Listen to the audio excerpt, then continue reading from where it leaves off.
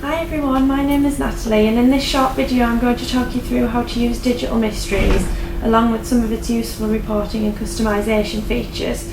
So we'll go to one of our free apps now as an example. It takes a few seconds to load up and we'll come to the main home screen. I'll come back to the different options you can see here in a little while, but for now we'll quickly look at the description screen. On this you get a good overview of what the mystery is about and some tips that you may find useful when teaching with this mystery.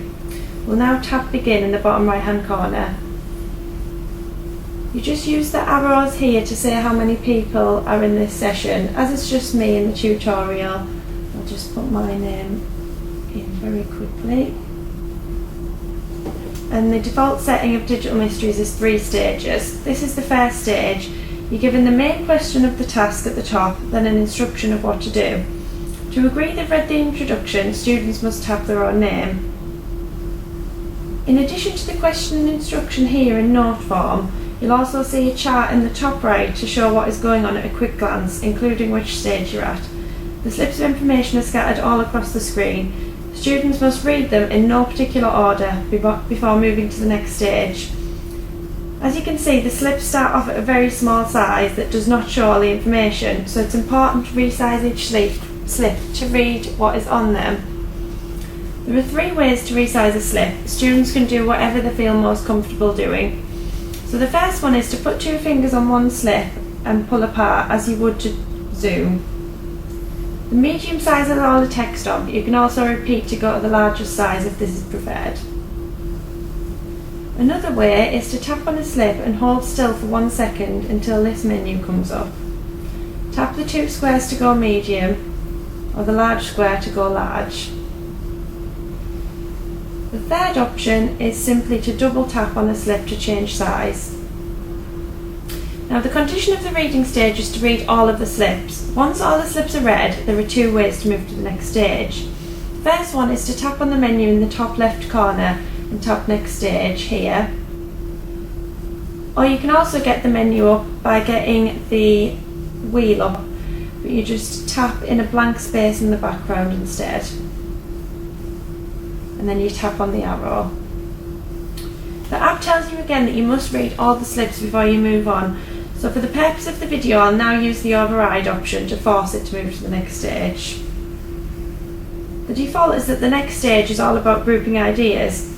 Students are usually asked to create and name at least 3 groups and are given a little introduction. I'll tap my name again. You'll see now a few different things have been added. The red exclamation mark informs the teacher that students have used the override tool. There is also 2 ready-made groups added, but these don't count as part of the 3 asked at the stage.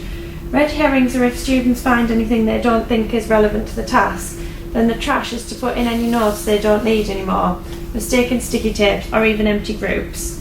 So to create a group we just need to get the menu up again. We'll use the one in the top left hand corner. As you can see, there are now more options available at this stage. So if we tap group, the keyboard will come up and we just need to think of a name. Students then tap the name to say they agree with the name. And you can just drag and drop slips in.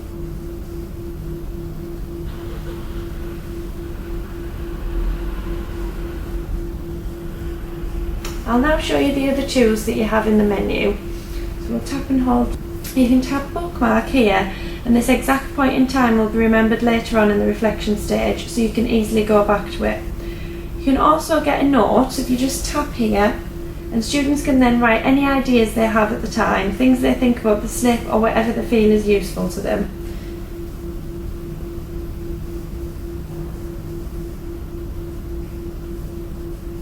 The other thing you can do at this stage is use the sticky tape. So if we go to this menu and press sticky tape,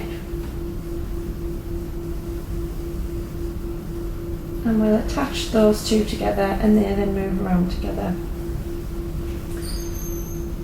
You can also save the session to return later on as well. So if you go here and press save, you can think of a file name and go back to that later from the main menu.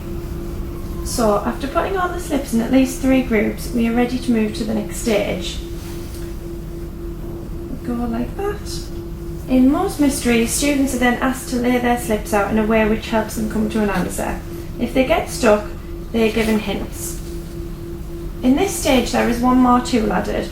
This is another sticky tape but with an arrow edge. It can be used to show cause and effect between two slips or perhaps chronological order. Students would now get to work creating their chain or sequence. So when they're finished doing the layout, they move to the next stage again.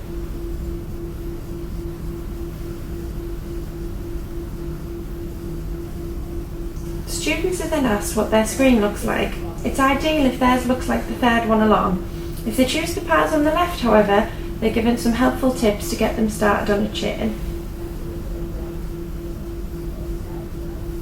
Students then type in their answer.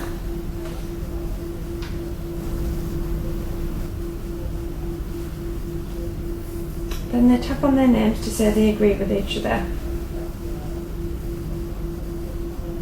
We now go to the reflection stage. Here, students can play back what they've done with their group, teacher, or even as a whole class. It's a typical controller, but you can also tap on the screenshots of each stage. It's not just a video playback too, so you can pause and move things around and reflect on what you would do differently.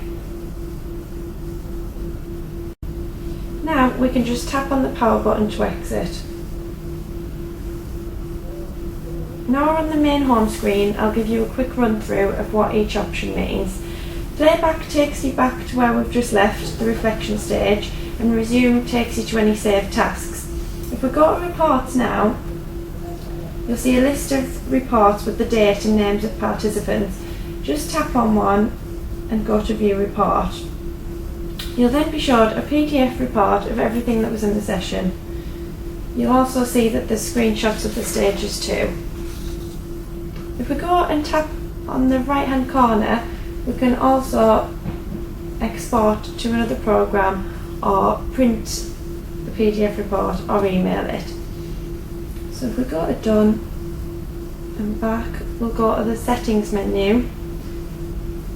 And in this section, in most of our apps, you can change a few things. You can change how many stages the task has, the difficulty setting, which changes the number of slips and the hints provided, and also whether the override option is easily accessible or not. If we go back, the Teaching with Mysteries section also gives more details on the learning concepts behind the apps.